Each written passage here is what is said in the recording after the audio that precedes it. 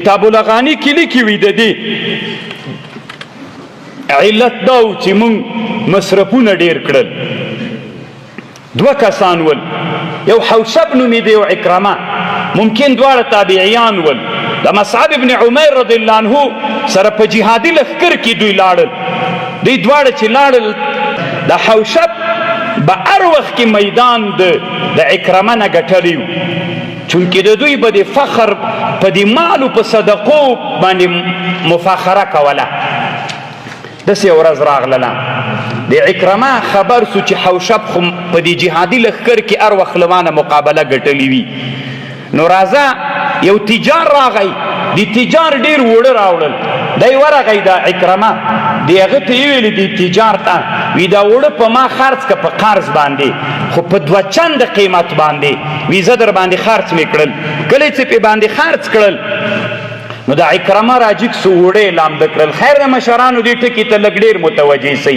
وړې لامده کړل، خو دومره وړې لامده کړل، یوه کنده وه دشته، دوی جهاد ته تللي وو، دا وړې لامده کړل ټولې په دې کنده کې واچول. نو هلته د حوشب نر اس څرېده. عکرمه یوه ښځه اسپه پیدا کړله. دی د حوشب، چونکې حوشب به هر وخت کې دغه د مفاخرې بالمال میدان د عکرمه نه ګټلی و. نو هغه اسپه یې هلته هغه نر اس ته وروستله. نو هغه اس د اسپې پسې را روان سو د کنده کې چې وړه لامده کړي په دې باندې د پاسه واښه واچول چې چاته معلوم نسي.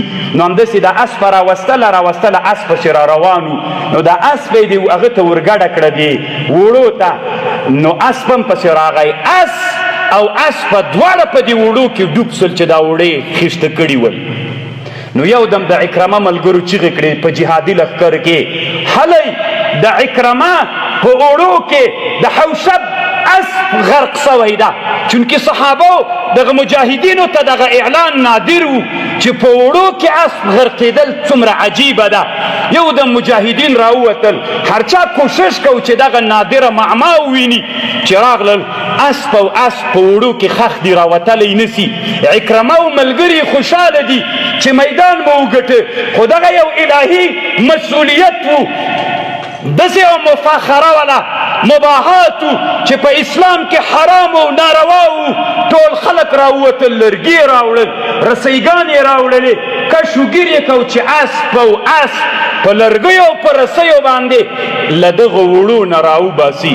عکرمه بریتو ګرځېده، داسې عنواني ګرځېده چې میدان مې د حوشب نه وګټه. پام کوئ مجاهدینو، تاسې نم دغه مفاخره په موټرو باندې ونسي. خیر د په وړکي موټر کې ګرځئ. که تاسو وی ته ولې زرې کې راغلی، والله العظیم چې زه کومو ملګرو راوستلی یم د مشکلاتو په خاطر باندې. خیر د یو همدام شخصي د یو ملګري موټر ده، یعنی قسم په الله د مباحات نه ده، د مشکلاتو په خاطر ځکه مونږ هلته د ګرځېدلو ډېر. نو مسلمانانو ورونو چې مباحات رانه ونسي، داسې رانه ونسي لکه د عکرمه او د حوشب غوندې چې مسابقې په موټرو باندې وسي، مسابقې په مال باندې وسي. ځکه الله مونږ نه بیا چې ناعدلۍ راغلله، الله پاک مونږ نه بیرته بیا نظام اخلي.